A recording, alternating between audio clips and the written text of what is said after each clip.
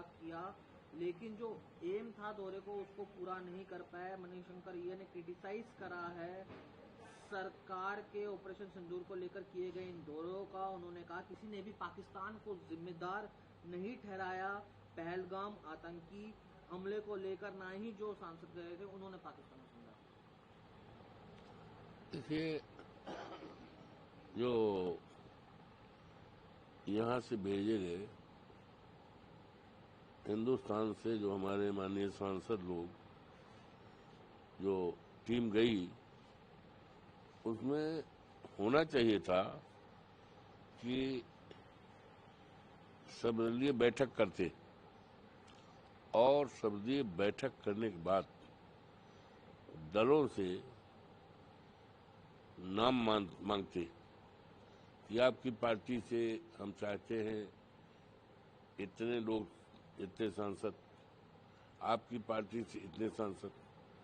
तो मैं समझता हूँ तब उसका कुछ मकसद पूरा होता, लेकिन इन्होंने अपने मनमाने ढंग से, माननीय प्रधानमंत्री जी ने मनमाने ढंग से वो भेजा, लेकिन किसी प्रकार का कोई अचीवमेंट नहीं रहा, 0/0 रहा, कोई मतलब नहीं रहा। मणिशंकर अय्यर कांग्रेस अपनी बात रखी, लेकिन किसी भी देश ने पाकिस्तान को जिम्मेदार नहीं ठहराया।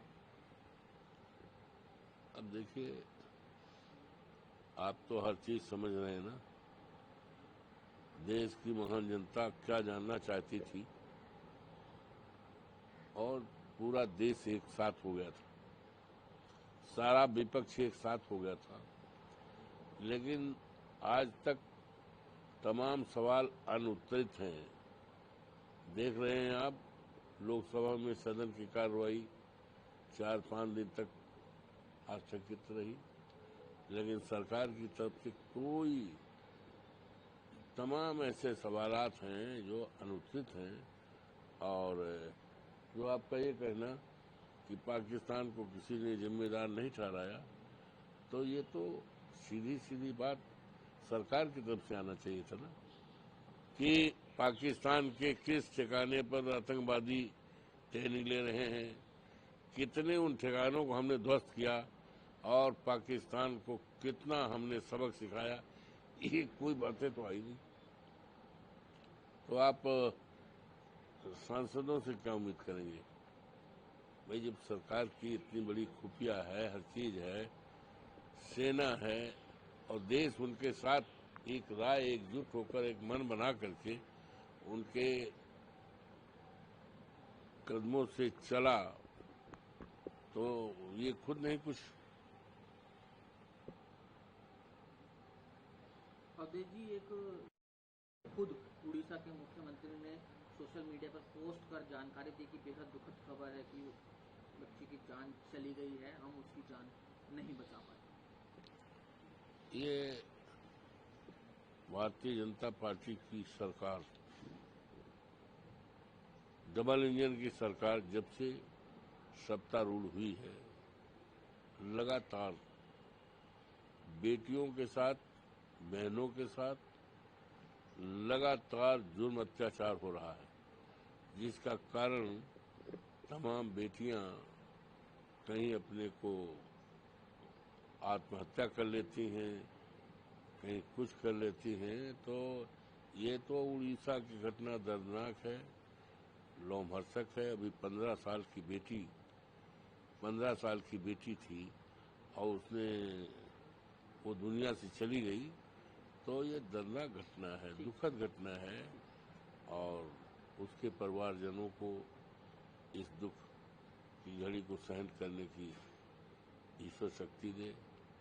और सरकार की जिम्मेदारी है कि ये बेटी ने क्यों आत्महत्या किया, कारण क्या रहा, आखिर उसके ऊपर किसी न किसी प्रकार का कोई दबाव रहा होगा, या उसके मेंटली उसको परेशानी कोई रही होगी।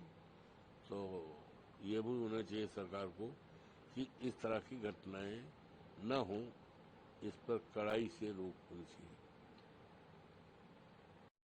उसमें उनका नाम नहीं है, जो रिवाइज लिस्ट आई है, कई वोटर्स का नाम है। उन्होंने क्लेम किया कि इलेक्शन कमीशन ने उनको इलेक्टोरल डिटेल्स नहीं दी है मतदाताओं की। हालांकि बाद में तेजस्वी यादव का नाम भी मिला, उनका एपिक नंबर भी चेंज हुआ। देखिए, भारतीय जनता पार्टी इस देश में लोकतंत्र को खत्म करने में लगी है और ये मताधिकार जो है ये बाबा साहब भीमराव अम्बेडकर ने दिया है, लेकिन और मताधिकार से ज्यादा कीमती चीज किसी के पास नहीं है। ये मताधिकार ही होता है कि एक साधारण से साधारण व्यक्ति के पास, जिसके पास अपना वोट है, झुग्गी झोपड़ी में रहने वाला, गरीब से गरीब, ठेला चलाने वाला, कुंचा बेचने वाला, गरीब बस्तियों में प्रधानमंत्री तक जाते हैं, चुनाव में हाथ जोड़ करके उससे अपना वोट मांगते हैं। तो ये गरीबों की ताकत है और ये मत जो है, वोट का अधिकार ताकत के साथ साथ उसका सम्मान है। इस ताकत को, इस सम्मान को और इस अधिकार को भारतीय जनता पार्टी खत्म करना चाहती है, लोकतंत्र खत्म करना चाहती है, जिसकी शुरुआत इसने तो कर दिया था। अयोध्या स्थित हमारा मिल्कीपुर का जो उपचुनाव हुआ था, वो चुनाव हुआ था, उसी में पूरी तरह से खत्म कर दिया था और बिहार में ये कर रहा है, जिसको लेकर लगातार इस समय सदन चल रहा है लोकसभा में और हम लोग, सारा विपक्ष मांग कर रहा है कि ये वोट की चोरी है, वोट की डकैती है, लोकतंत्र की हत्या है, ये बंद किया जाए। लेकिन सरकार के समझ में बात नहीं आ रही है। अभी कल भी है, देखिए क्या होता है। चुनाव बिहार में 47,506 डीएलए की ड्यूटी लगाई गई है। यदि किसी का नाम मतदाता लिस्ट में नहीं है तो वो 1 अगस्त से लेकर 1 सितंबर के बीच अपने नाम से शिकायत दर्ज करा सकता है, बल्कि नाम उसका दाखिल किया जाएगा मतदाता लिस्ट में। बीएलओ की ड्यूटी भी लगाई गई है। क्या कहेंगे सर इलेक्शन कमीशन के इसमें? देखिए, इलेक्शन कमीशन निष्पक्ष नहीं है।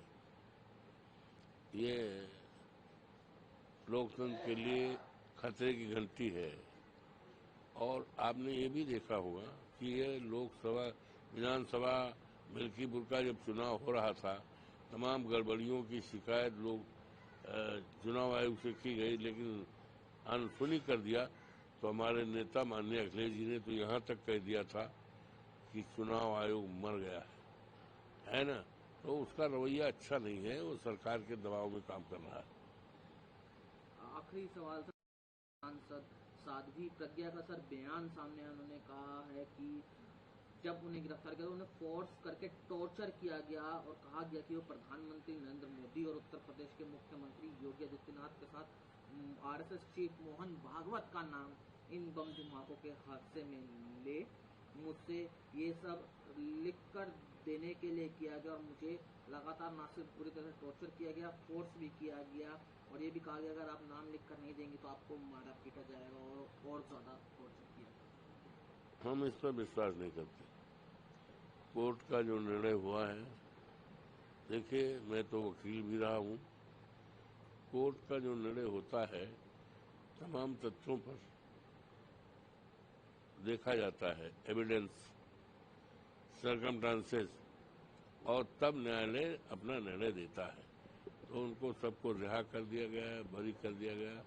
उस पर किसी प्रकार की मैं टिप्पणी करने से सहमत नहीं हूँ और जो बयान की बात आप कर रहे हो, ये मुझे यकीन नहीं होता।